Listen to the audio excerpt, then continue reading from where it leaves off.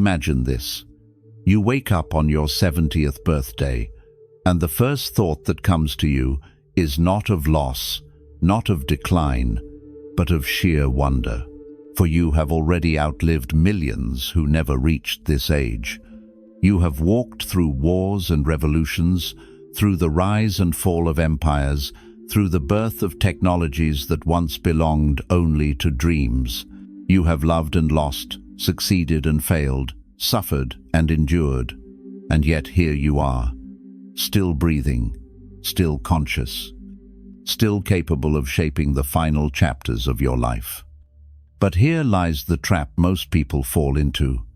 They believe that life after 70 is merely survival, a waiting room before the end. They think that happiness is hidden in accumulation, more possessions, more memories, more recognition.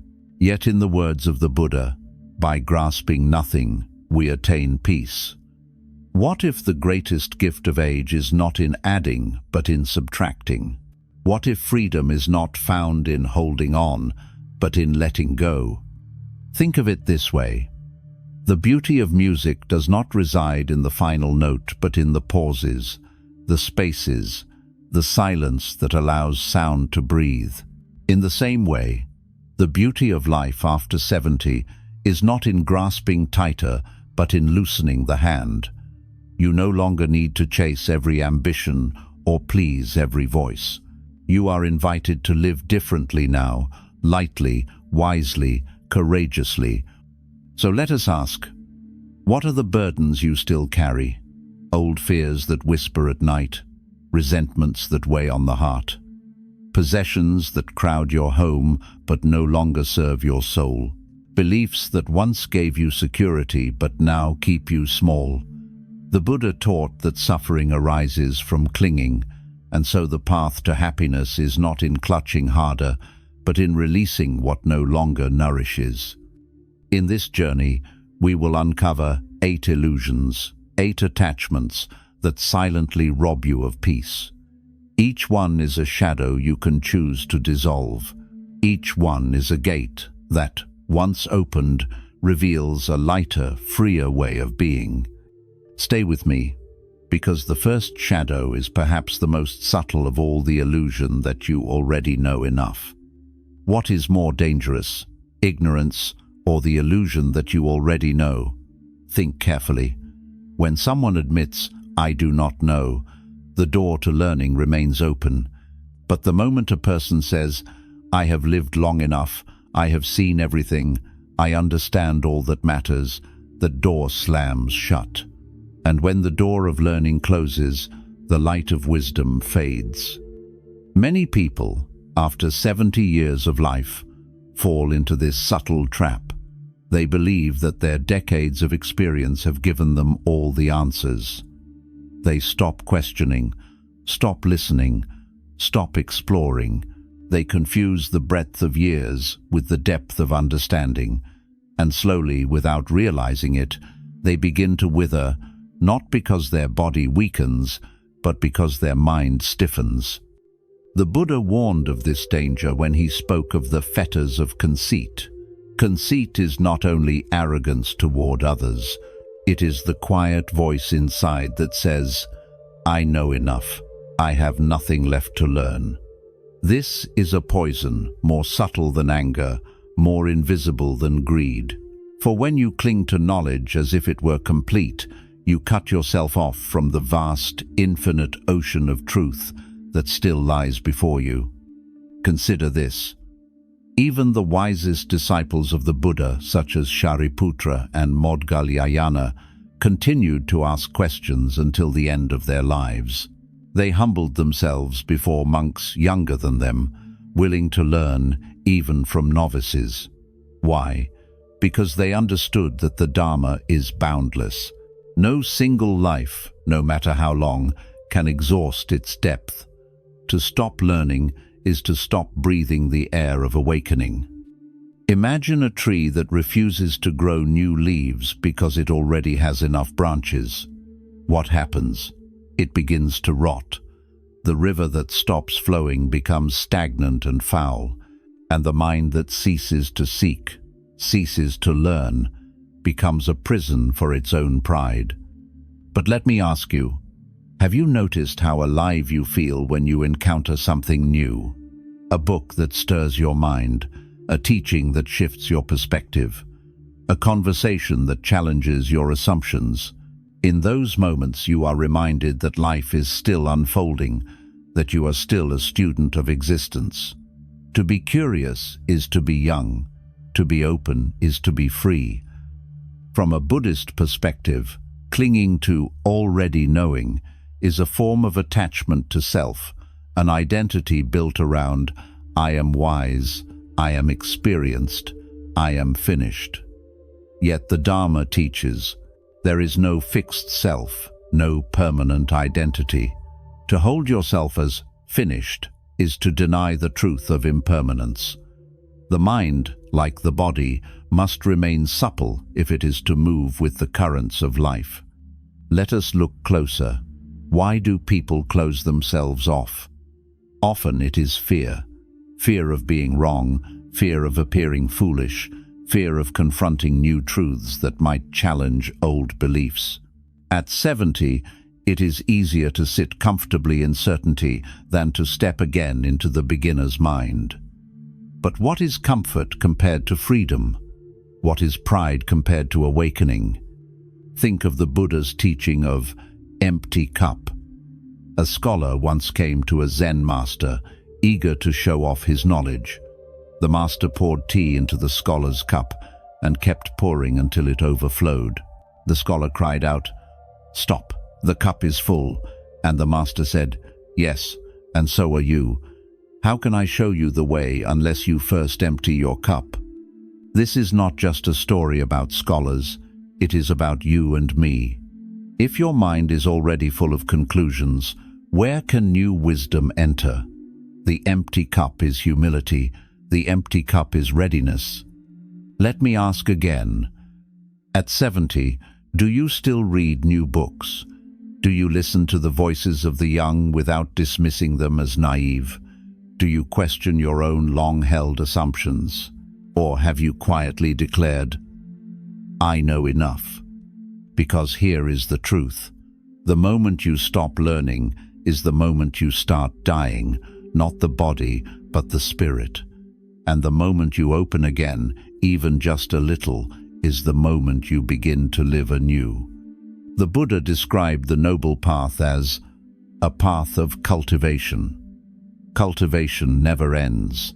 The field must always be tended, the weeds always pulled, the soil always refreshed. A garden left alone soon becomes wild and barren. And so does a mind left without inquiry. So let this be your reflection. Release the illusion of knowing enough. Trade the heavy burden of certainty for the lightness of curiosity. Instead of saying, "I am too old to learn," try saying, "I have just begun." When you do, you will notice something miraculous. Your world expands again. Life, once narrow, becomes vast. Conversations become deeper. Small discoveries sparkle again. And perhaps most important of all, you will model for the generations after you that true wisdom is not arrogance, but humility. That the elder is not the one who boasts of what they know, but the one who admits how much is still unseen. As the Buddha said, "In the sky there is no east or west. The wise are those who are free from fixed views." So I invite you, empty your cup. Let go of the illusion that your journey of learning is finished, because the Dharma is endless, and every day you are alive is another chance to drink from its stream. Ask yourself this: at 70 years old, what is your most precious possession? Is it money? Is it the house you live in? The photographs on the wall? No. Your most precious possession is time. Every breath, every hour, every day that remains is beyond price. And because it is so rare, so fragile, so fleeting, you must be fiercely protective of where that time is spent and with whom. Yet how many of us waste this jewel of life in the company of people who poison our peace? We stay bound to family members who never respected us. We remain loyal to friends who constantly pull us into gossip, bitterness, or despair. We surround ourselves with those who take and take and take while giving nothing in return. And we tell ourselves it is duty or habit or loyalty. But the truth is this: every hour you spend with those who diminish your spirit is an hour stolen from your freedom.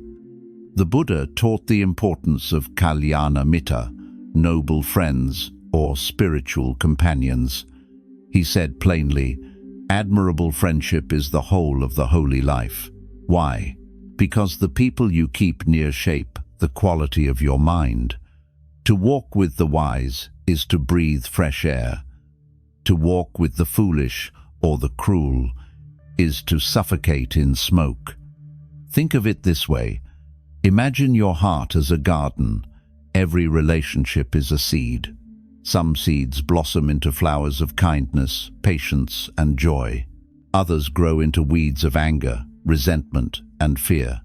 If you let the weeds overrun the soil, no flowers can survive. So what must you do? You must pull out the weeds. You must guard your garden. This is not about hatred. Buddhism does not tell us to hate those who harm us. It tells us to see clearly, to cultivate compassion, but also to practice wise boundaries. Compassion does not mean allowing yourself to be abused. Forgiveness does not mean offering endless chances to those who never change. To love yourself, to honor your own awakening, is to walk away. When walking away is the only path that protects your peace. I know this is hard. What if the person draining your spirit is your own son, your daughter, your spouse, your oldest friend? Surely, you say, I cannot turn away from them. And yet, ask yourself, what is love if it leaves you broken? What is loyalty if it demands that you betray your own soul? The Buddha once spoke of a person sinking in a river. If you try to save them while they thrash and pull you down, both will drown. True wisdom is knowing when to step back, when to protect yourself, so that one day you may extend help from a place of stability. Sometimes the most compassionate act is distance. Sometimes the most loving act is to say no. But how do you know when a relationship has turned toxic? Pay attention to the feeling it leaves behind. After speaking with someone, do you feel lighter, clearer, uplifted? Or do you feel heavy, drained, diminished? After spending time with them, do you feel more at peace or more disturbed? This is the test. The heart knows. Your body knows. The Dharma is not abstract here. It is immediate, practical, visceral. Let me ask again. At 70, how many breaths remain? 10,000? 100,000? A million? No matter the number, it is not infinite. Do you really wish to spend those breaths arguing with someone who refuses to listen? Do you wish to spend them cleaning up the chaos of another's disrespect? Or will you choose to spend them in quiet joy, in meaningful conversations, in shared moments of kindness? This is why letting go of toxic relationships is not cruelty, it is wisdom. It is not selfishness, it is self-respect. And when you choose self-respect, you create the conditions for true compassion, because only a heart at peace can radiate peace to others. Only a spirit unchained can offer freedom. Remember the story of the Buddha and the poisonous snake. When asked what to do if you encounter a snake, he did not say, "Pick it up and hold it close." He said, "Handle it carefully, keep a safe distance." You may feel compassion for the snake, but you do not allow its venom to touch you. This is how we must relate to those whose words or actions carry poison.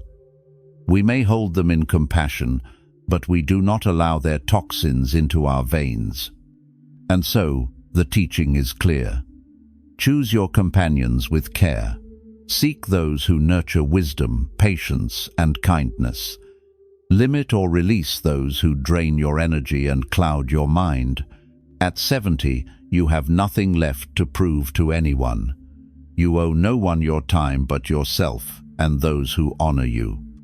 So let me leave you with this reflection. Who in your life uplifts you, and who in your life depletes you? Be honest, be courageous. Because to step away from those who harm your spirit is not a loss, it is liberation. And liberation, at any age, is the heart of happiness. Look around your home, look at the closets that no longer close, the drawers that groan under forgotten things, the shelves filled with objects that once seemed important but now gather only dust. Each of these objects whispers silently to you, "Remember me, keep me, you might need me someday." But do you? Or are they simply chains disguised as possessions? The Buddha taught that attachment to form is one of the great fetters of suffering. Every item we cling to, every relic of the past we cannot release, becomes a subtle weight on the heart. You may not feel it consciously, but deep down, clutter breeds restlessness. Too many things cloud the mind. Too many memories stacked on shelves prevent the spirit from breathing freely. Imagine walking through a crowded room filled with furniture piled high. Every step is careful, cautious, restricted. This is how clutter shapes the inner world. It forces us to step around, to tiptoe, to shrink our movements. And as the room is crowded, so the mind becomes crowded. No space for new insights, no room for stillness, no doorway for peace. But clutter is not only physical, it is emotional. It is the grudges we carry against those who wronged us. It is the regret we keep, like a secret wound. It is the words we never spoke and the apologies we never gave. These are not objects in closets, but they fill the inner house of the heart. They sit in dark corners, collecting dust, spreading shadows. Have you noticed how heavy regret feels? It is like dragging a chest of stones wherever you go. Have you noticed how holding a grudge poisons even sweet moments, like a drop of ink clouding a clear glass of water? Emotional clutter is more dangerous than physical clutter because it shapes the very way we see the present. Buddhism calls this the second arrow. The first arrow is the pain of what has happened. The second arrow is our refusal to release it. The event is over, but we replay it again and again, piercing ourselves with memories. That is clutter of the heart. So how do we let go? Begin with awareness. Walk through your home and ask, does this object serve my peace, or does it bind me to the past? If it binds, release it. Give it away. Free yourself and let it bring use to someone else. Each item released is like cutting a thread that held you down. The more you cut, the lighter you become. Do the same with the heart. Look at the grudges you carry. What purpose do they serve? Do they heal the past? Do they change what happened? Or do they only poison the present? The Buddha said, holding on to anger is like grasping a hot coal with the intent of throwing it at someone else. You are the one who gets burned. Forgiveness is not about denying the hurt. It is about releasing the coal so you no longer burn. Regret is not about pretending mistakes never happened. It is about seeing clearly that the past cannot be undone and choosing not to live chained to it. Let us pause for a moment. Take a breath. Inhale deeply. Now imagine you are exhaling all that no longer serves you. The clutter in the closet, the clutter in the mind, the clutter in the heart. Each breath out is a small release.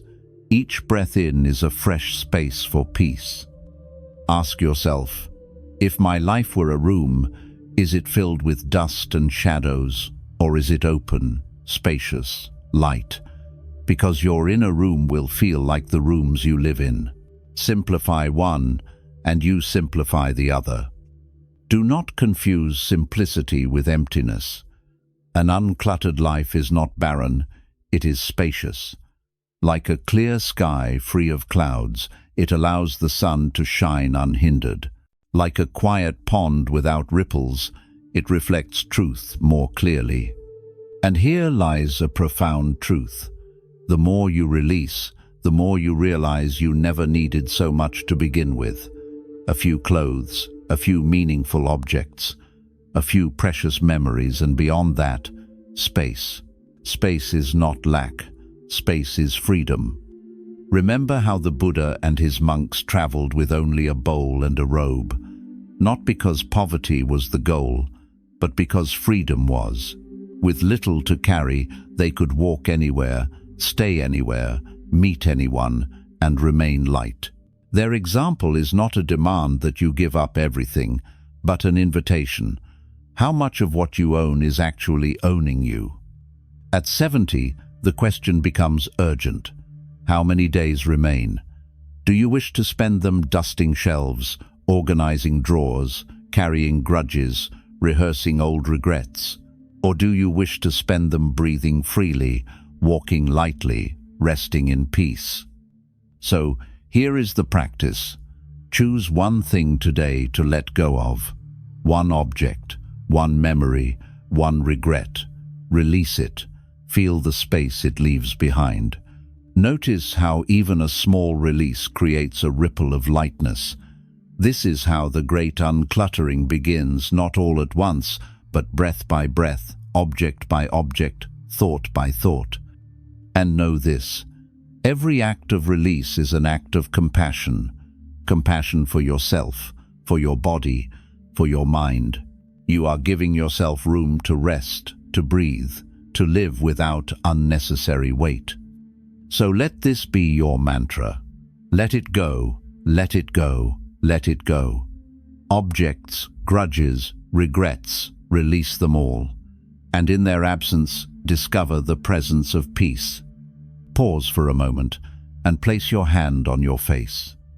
Feel the lines etched into your skin, the softness where once there was firmness, the weight of years written in every wrinkle.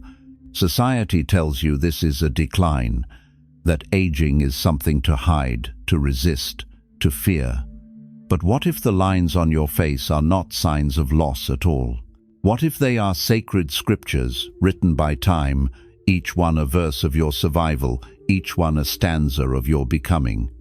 The Buddha taught that life is marked by 4 inevitable signs: birth, aging, sickness, and death. These are not curses but truths, and truth is not the enemy, denial is. When we fear aging, we are not fearing reality itself, we are fearing the story we have been told about it. We fear irrelevance, we fear weakness, we fear being left behind. But these are illusions, not destiny. Think about this. How many never reached 70? How many were taken in youth, their lives cut short before their wisdom could blossom? For them, every grey hair you bear would be a miracle. Every laugh line on your face would be a treasure. Aging is not a punishment, it is a privilege. And yet, our culture sells the opposite story. Endless creams, surgeries, diets, promises that you can reverse the clock. But the Dharma does not tell us to reverse the clock. It tells us to read the clock rightly. Every tick, every tock is a gift. Every year is a layer of understanding. Aging is not moving toward nothingness, it is moving toward fullness, toward ripening, toward clarity. Ask yourself, what is truly more frightening, wrinkles on the skin or emptiness in the heart? Which is the real loss? The fading of physical beauty or the fading of curiosity, compassion, and joy? The body will change, inevitably. But the spirit can grow deeper, richer, wiser, even as the body bends and slows. In Buddhist tradition, there is a teaching called anicca impermanence. Everything that arises will pass. Flowers bloom, then wither. The moon waxes, then wanes. Seasons turn. And so too, our bodies. But here is the secret. Impermanence is not tragedy. Impermanence is what allows life to be precious. If everything stayed the same forever, would anything have meaning? It is because we change, because time leaves its mark, that life shines with poignancy and value. Consider a tree in autumn. Its leaves turn gold, red, brown. Some say the tree is dying, but others see its most beautiful season. Why do we not see ourselves the same way? At 70, you are not decaying, you are entering the autumn of life, glowing with colors of experience that no springtime youth can display. And yet, fear creeps in. Fear of dependence, fear of irrelevance, fear of the unknown. But Buddhism teaches that fear arises from clinging to illusions. You fear aging only when you cling to youth. You fear weakness only when you cling to strength. You fear death only when you cling to permanence. Let go, and the fear dissolves. Think of the Buddha's calm in the face of sickness and death. He did not deny them, he did not resist them. He accepted them as natural expressions of existence, and in that acceptance, he found freedom. You too can find freedom, not by pretending you will not age, but by embracing aging as the profound teacher it is. Ask yourself, what has age already given you? Patience, born from trials. Perspective, born from decades of change. Gratitude, born from seeing how fragile life is. At 20, we rush. At 40, we strive. But at 70, if we allow it, we can finally rest. We can walk slowly enough to see the flower at our feet. We can listen deeply enough to hear the silence beneath the noise. Do you remember the first time you saw a sunrise as a child? It was dazzling, overwhelming. At 70, the sunrise is no less beautiful. In fact, it may be more so because now you know how many sunrises you will not see. The scarcity makes it luminous. This is the gift of aging, appreciation sharpened by impermanence. So how do we let go of the fear of aging? Begin by changing the story. Instead of telling yourself, "I am fading," say, "I am ripening." Instead of saying, "My time is almost gone," say, "My time is finally my own." Instead of mourning the years behind you, celebrate the wisdom they carved into your soul. Practice gratitude for the marks of age. Touch your wrinkles and whisper, "These are the maps of laughter I have lived." Touch your gray hair and say, "These are the banners of storms I have survived." Every scar, every ache, every line is a testimony. You lived, you endured, you are still here. And here is the paradox. When you stop fearing age, you stop aging in the way the world imagines. The body may grow older, but the spirit grows younger. Curiosity keeps you alive. Humility keeps you open. Compassion keeps you radiant. Fear contracts the heart. Acceptance expands it. Let us breathe together. Inhale, acknowledging change. Exhale, releasing fear. Inhale, honoring the years behind. Exhale, welcoming the years ahead. Each breath is a small death of the old and a small birth of the new. And so, every breath is proof that aging is not the end, it is a continuation. The Buddha once said, "Better to live one day with wisdom than 100 years in ignorance." What greater wisdom is there than to see aging not as decline but as Dharma unfolding? So release the fear. Embrace the privilege. Walk proudly into the season of autumn, knowing that it is not darkness you are approaching, but harvest. And in that harvest, you will find freedom. Let me ask you a question. How many of your days have been spent waiting for someone else to bring you joy? Waiting for a phone call from your children? Waiting for your spouse to notice your effort? Waiting for friends to invite you? For society to value you? For anyone to finally give you the recognition you longed for? And when the call didn't come, when the thanks was never spoken, when the invitation never arrived, how did you feel? Disappointed, resentful, empty. This is the trap of expectation, the belief that happiness is a gift handed to us by others. But the Buddha was clear: happiness is not something given, it is something cultivated.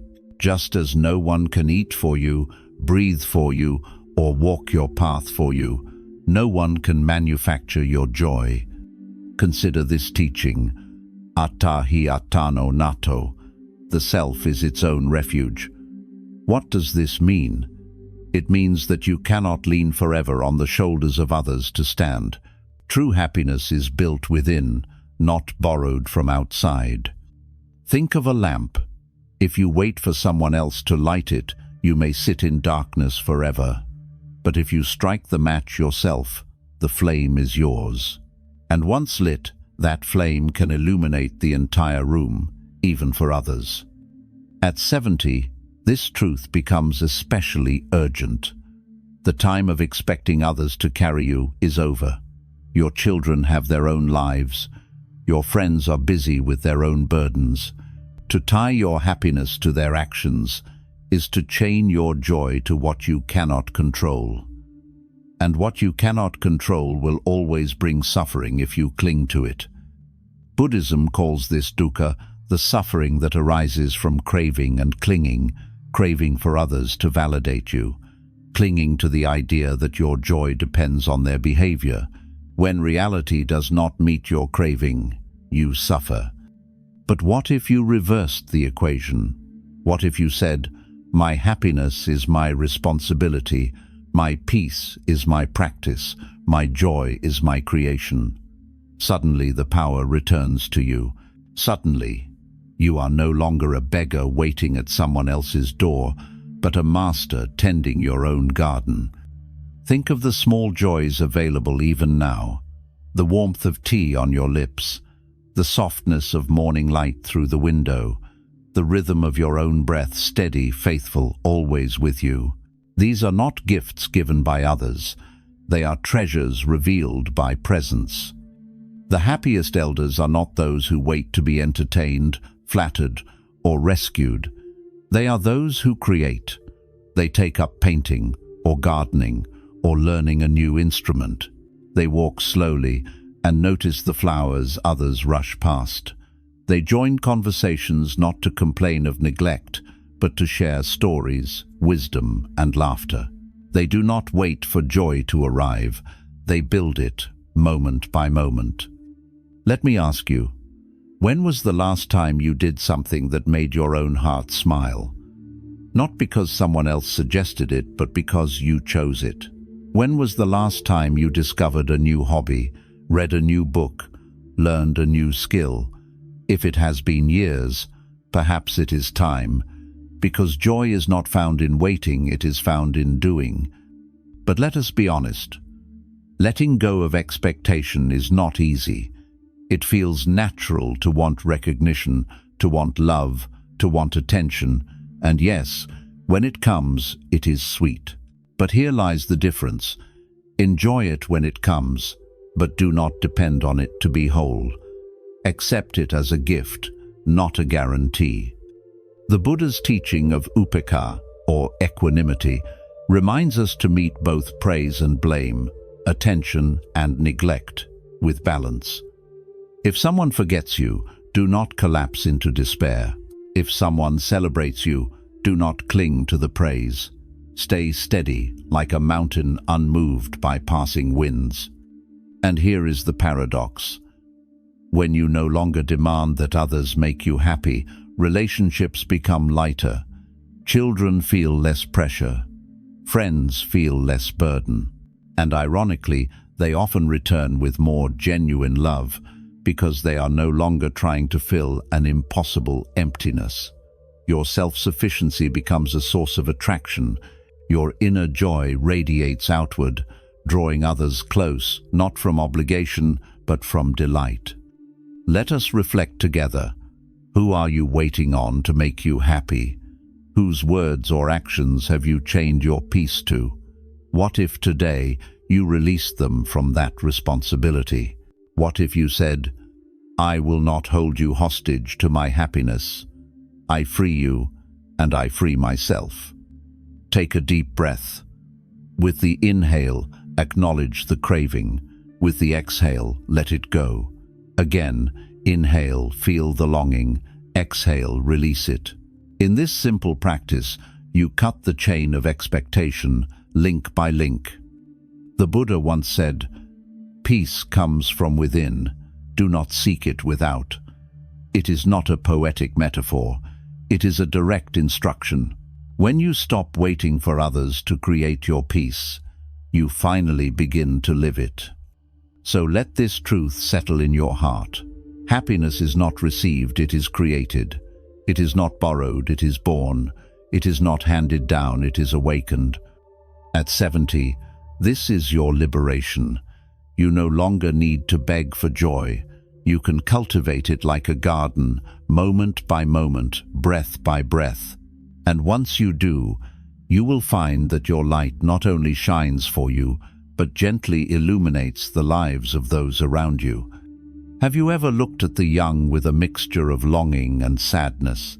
Their skin unlined, their bodies quick, their days seemingly endless. And then you look in the mirror and see the changes etched by time-grey hair, slower steps, tired bones, and you whisper to yourself, "If only I were young again." This is the comparison trap, and it steals joy more efficiently than almost anything else. It is the voice that says, "They are ahead, I am behind. They are beginning, I am ending."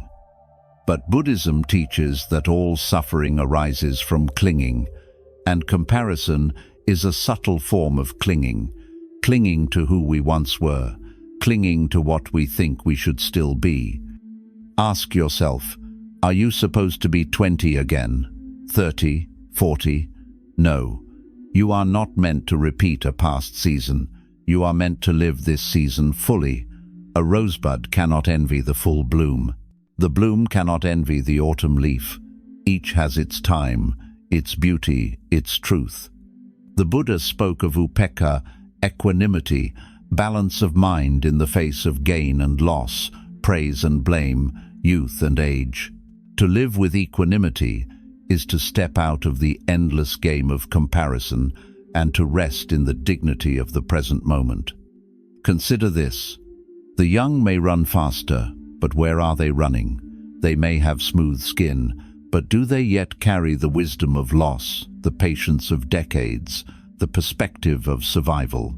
Youth is not superiority, it is simply one stage of the wheel of life. Age is not inferiority, it is another stage. The wheel turns for all. Let me ask, when you were young, did you envy the old? Did you long for grey hair and slower steps? No, because that was not your season. So why now envy youth? It is not your season anymore. The Dharma teaches impermanence. Seasons change, and peace is found not in resisting the change, but in flowing with it. Imagine two rivers. One rushes quickly, crashing and leaping, eager to reach the sea. The other moves slowly, winding, deep, reflecting the sky like a mirror. Which is better? Neither. Both are rivers, both are water, both are on their way. The young are the rushing stream, the old are the deep current. Together, they complete the story of life.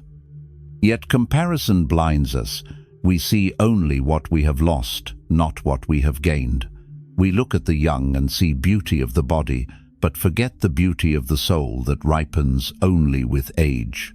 We see their beginnings, but not their ignorance. We see our wrinkles, but not our resilience. And here lies the deeper problem. Comparison breeds bitterness. It turns admiration into envy, memory into regret. When you look at the young and feel only what you lack, you poison your own joy. But when you look at them and see continuity, the passing of the flame, the unfolding of the Dharma, then joy returns. Buddhism offers a practice, mudita, sympathetic joy, the ability to rejoice in the happiness and success of others. When you see the young, instead of resenting their vitality, rejoice for them. Rejoice that life continues. Rejoice that they run while you now walk. Rejoice that the wheel turns and that you are still here to witness it.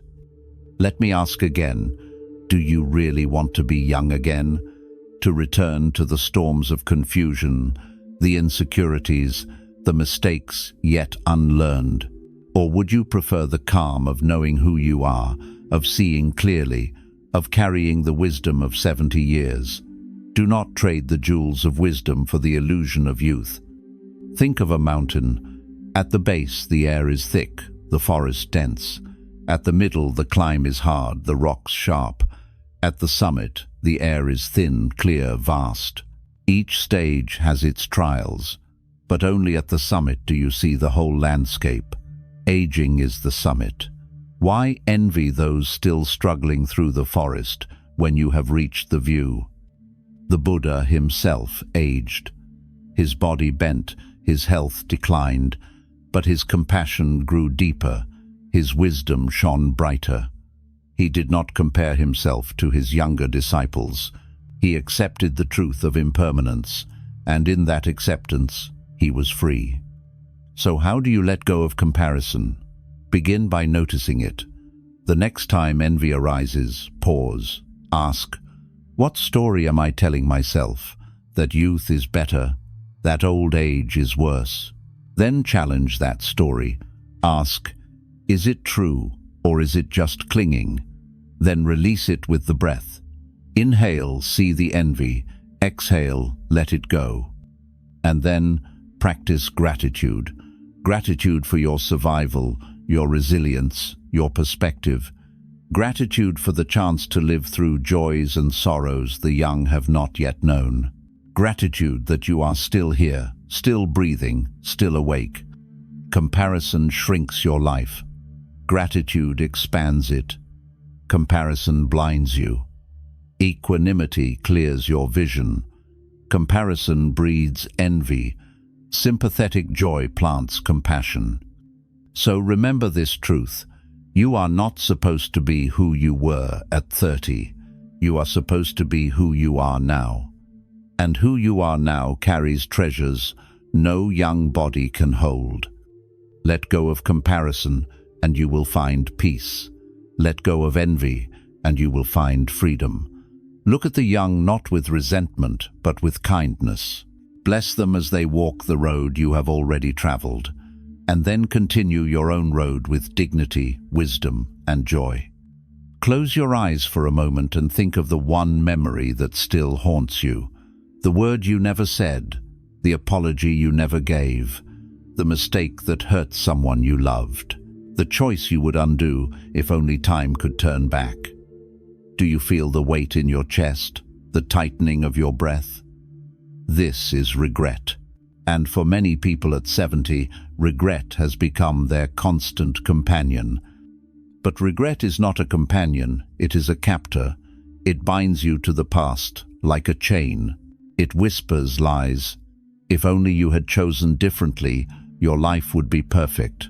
If only you had spoken sooner, everything would be healed. Yet here is the truth. The past cannot be changed. No matter how many times you replay the scene, it remains what it is. The Buddha often spoke of the futility of clinging to what is gone.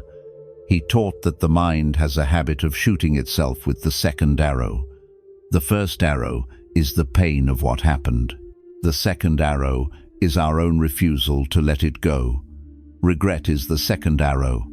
The event is over, but we pierce ourselves again and again by replaying it. Imagine carrying a backpack filled with stones. Each stone is a regret. One for the harsh word you said, one for the opportunity you missed, one for the relationship you failed. Over 70 years, how many stones have you collected, and how heavy is that pack on your back? What would happen if you simply set it down? The weight would vanish instantly, not because the past was erased, but because you stopped carrying it. This is the practice of release. Does letting go of regret mean denying your mistakes? No. The Buddha never asked us to lie to ourselves. Mistakes are real. Harm was done. But wisdom means learning the lesson without carrying the punishment forever. The past is your teacher, not your jailer. Think of a candle. If you light another candle from it, the flame passes on, but the original flame is not diminished. In the same way, your past action cannot be undone, but your present action can carry light forward. Regret fixes your eyes backward. Wisdom turns them forward. Ask yourself, when you dwell on regret, does it heal the person you wronged? Does it repair the missed opportunity? Or does it only poison your present? If the answer is the latter, and it always is, then why continue to drink from that cup? Buddhism offers a profound practice: forgiveness. Not only forgiveness of others, but forgiveness of yourself. Self. Forgiveness is not indulgence. It is clarity. It is seeing that to continue punishing yourself for what cannot be changed serves no one. It only deepens suffering. If you hurt someone in the past, you cannot return to change that moment. But you can choose, here and now, to live differently, to be kinder, to speak more gently, to love more openly. That is the true redemption of regret, transforming it into compassion in the present. Let us try a short reflection. Close your eyes. Picture the regret that weighs on you most heavily. See it as a stone in your hand. Feel its hardness, its weight. Now, imagine yourself placing it on the ground. Say quietly, "This no longer belongs to me. I release it." Breathe out slowly. Do you feel lighter? That is the beginning of freedom. Some will say, "But my past is too dark. I cannot forgive myself." Yet the Buddha himself welcomed murderers, thieves, and the broken into his community. Angulimala, once a killer, became a monk and attained peace. If even he could transform, why not you? Are your regrets heavier than his? If not, then forgiveness is still possible. The Dharma reminds us, the past is gone, the future is not yet here. Only this moment is real. Regret pulls you out of the present. It keeps you dwelling in what cannot be touched. But life can only be lived now. If you waste the now, replaying the then, you sacrifice the only reality you have. So how do you move forward? Step by step. Begin each day with the vow, "I will not waste today in regret. I will live today with compassion." And when regret rises, as it will, meet it with the breath. Inhale, acknowledge it. Exhale, release it. Over time, the habit of carrying regret will weaken, and the habit of release will grow strong. Think of your 70 years. How many moments have been lost to regret? And how many moments still remain to be lived? Which is more important, the pages already written, or the blank pages still waiting for your pen? The past is ink that has dried. The present is ink still flowing. Write wisely now. Let me ask you again, what's left is more important than what's behind. Do you believe that? Can you live that? If so, then regret loses its grip. The backpack falls away. The stones are left on the path. And you walk forward, lighter, freer, open to the joy of what remains. The Buddha said, Do not dwell in the past. Do not dream of the future. Concentrate the mind on the present moment. This is the antidote to regret. This is the medicine for the wounded heart.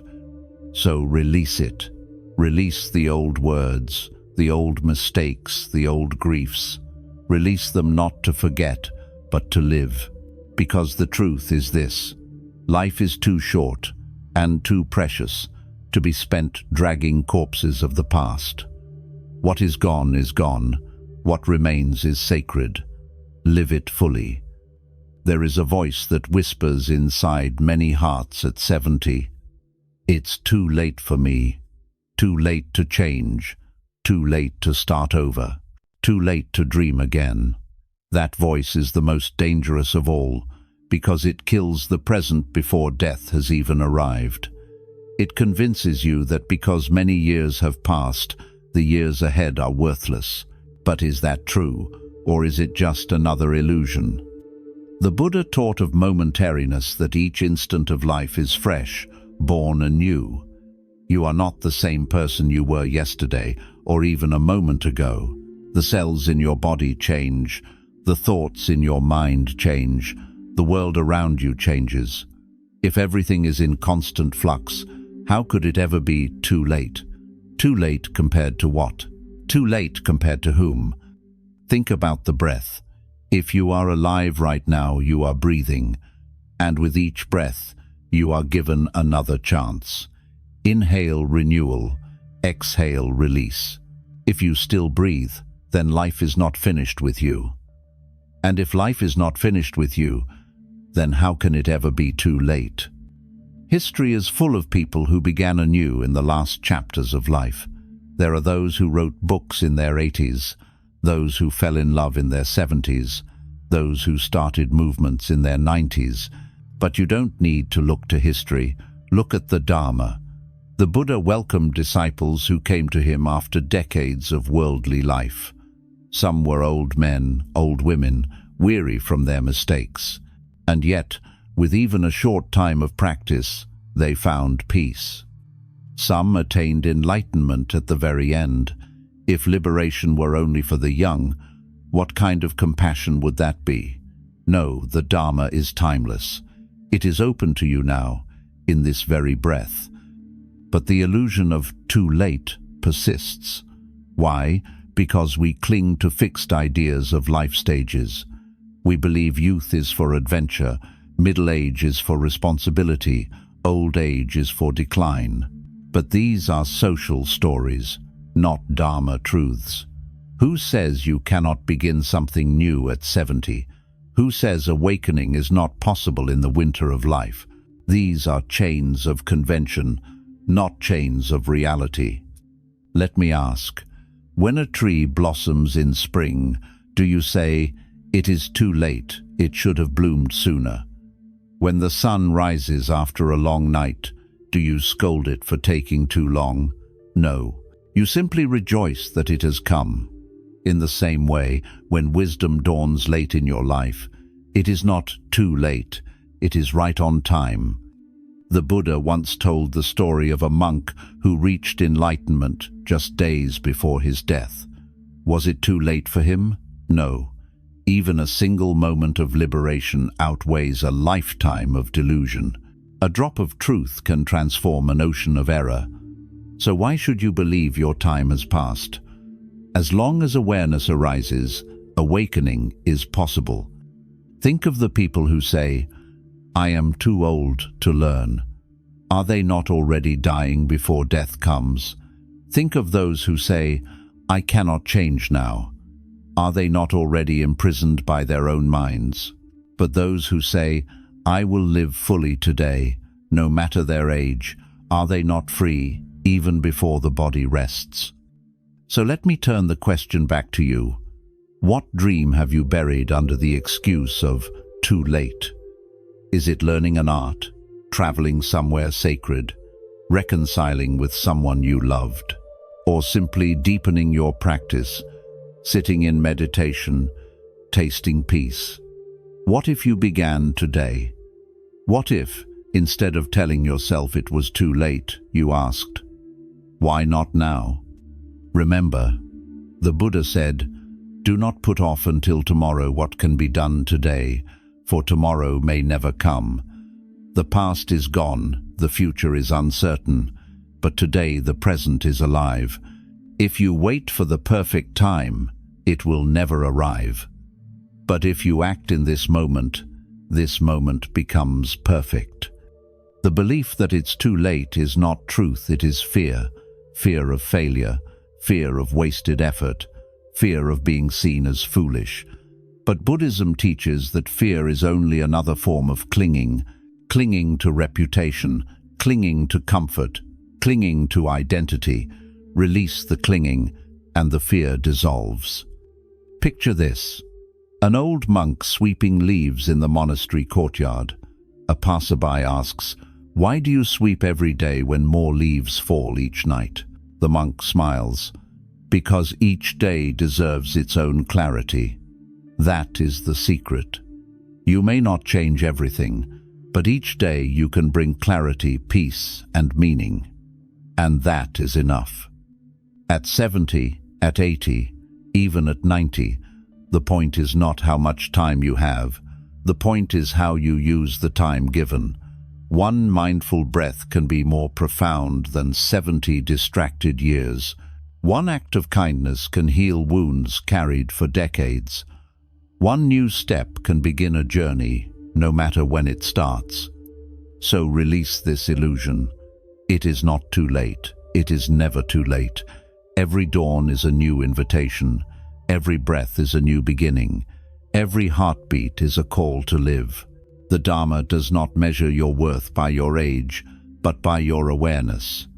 And awareness can bloom at any moment. Take a breath with me now. Inhale, feel the freshness of this instant. Exhale, feel the past dissolve. Again, inhale, a beginning. Exhale, release. With each breath, the story of too late collapses. With each breath, life says, now, now, now, now. So step into the now. Begin where you are.